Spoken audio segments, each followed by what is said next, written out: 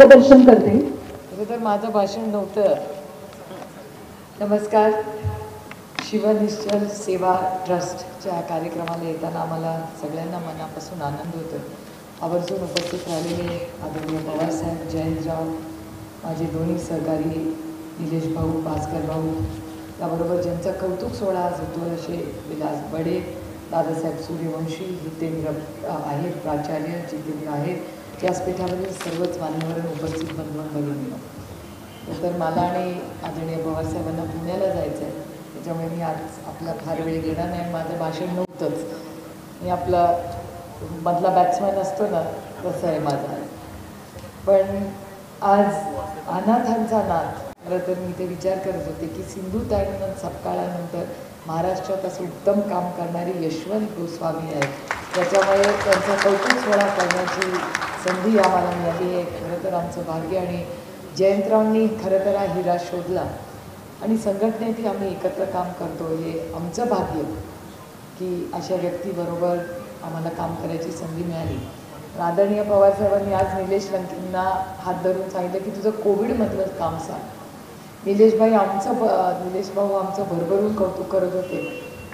पण एक गोष्ट तुम्हाला सगळ्यांना आठवत असेल की कोविडच्या काळामध्ये घरातले पण एकमेकासाठी उभे राहत नव्हते, पण ह्याच निलेश लंकेंनी मास्क न लावता किती लोकांची सेवा केली?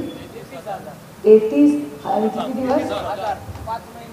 5 महिने 33,000 लोकांबरोबर ज्यांना कोविड झाला होता त्यांचे नातेवाईक तिथे नव्हते, पण निलेश लंके तिथे होते। माझं एकच निलेश भाऊची रोजचं भांडण असायचं की मी पूर्ण कोविडमध्ये कधी मास्क घातला नाही, आणि काय ते कोविडचं यांचं सेटिंग होतं देवालाच ठाऊक, यांना कोविड झालाच नाही, म्हणजे सगळ्यांना कोविड झाला आणि यांना झाला नाही। पण ज्या 5-6 महिन्यामध्ये खरंच ज्यांना म्हणजे अतिशय सुंदर काम कोविडच्या काळात जसं डॉक्टरांनी केलं, अनेक संस्थांनी केलं, तसं एक महाराष्ट्रातलं अतिसुंदर काम जर कोणी केलं असेल तर ते निलेश लंकेंनी केलं, याचा सार्थ अभिमान आम्हाला सगळ्यांना। आणखीन एक गोष्ट सांगते की ते माझं बरंच कौतुक करत होते पार्लमेंटमध्ये। बगरे सर तर उभे राहिले की कांदा आणि दुधाच्या भावाशिवाय सोडतच नाही त्या सरकारला, म्हणजे जरी आम्ही आंतरराष्ट्रीय विषयावर बोलत असलो तरी बगरे सरांचं भाषण घुमून फिरून कांद्यावरच येतं। त्यामुळे तुम्ही एक अतिशय योग्य व्यक्ती, एक सुसंस्कृत नेतृत्व हे या भागात दिलेलं आहे, आणि मला अभिमान वाटतो तुम्हाला सांगताना की जरी आम्ही 8च असू तरी दिल्लीमध्ये 100 के बराबर आहे, कारण का या सगळे उत्तम भाषण करतो।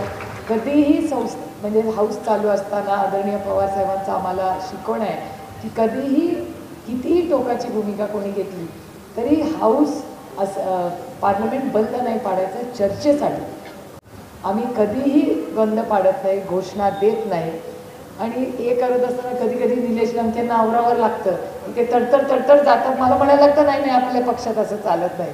पण ह्या राज्यातली सगळ्यात जास्त लोक दिल्लीमध्ये संसद भवन दाखवणारा खासदार कोण असेल तर त्याचं नाव निलेश लंके। कधी गेलं तरी ही 100-500 लोक, आम्हाला एक माणूस आत नेता येत नाही, एक यांचे रोज 100 लोक आत जातात। म्हटलं कुठून पास आणला?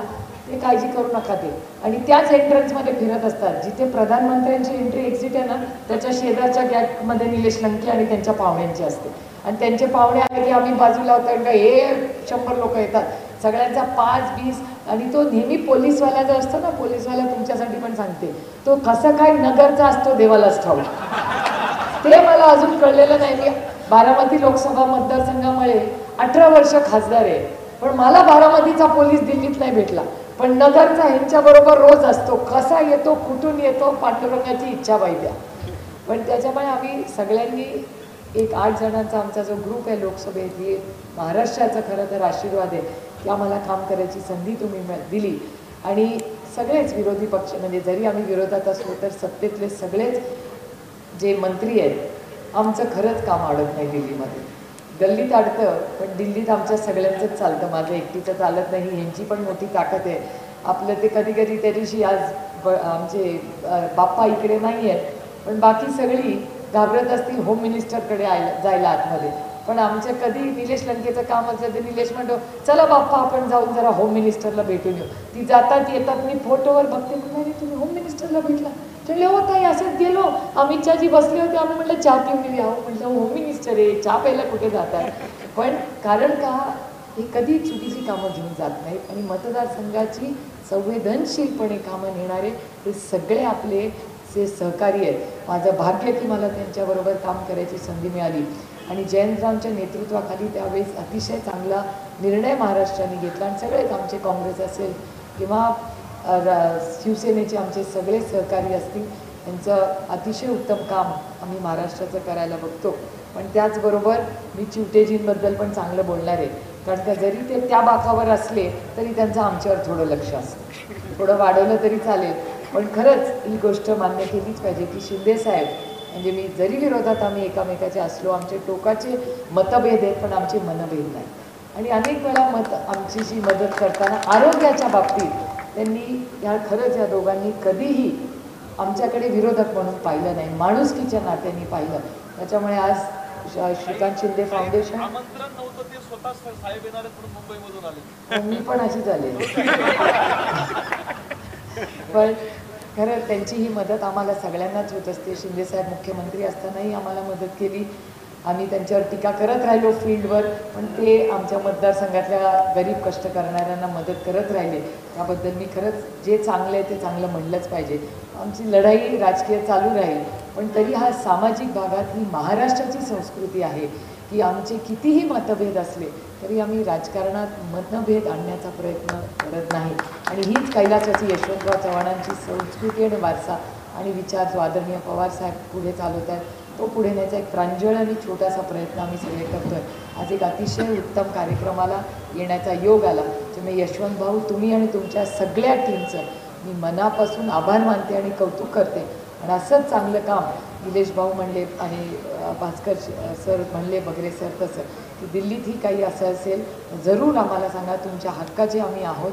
आम्ही नक्की या भागातल्या ज्यांना खरंच त्या मायेची गरज आहे अशा लोकांसाठी मदत करायला पूर्ण ताकदीने तुमच्या मागे उभे राहू. तुमच्या सगळ्या उत्तम कार्यक्रमाला मनापासून शुभेच्छा देऊन आपली जागा घेते. जय हिंद, जय महाराष्ट्र, रामकृष्ण हरी. धन्यवाद ताई. याच्यानंतर मी आदरणीय आमदार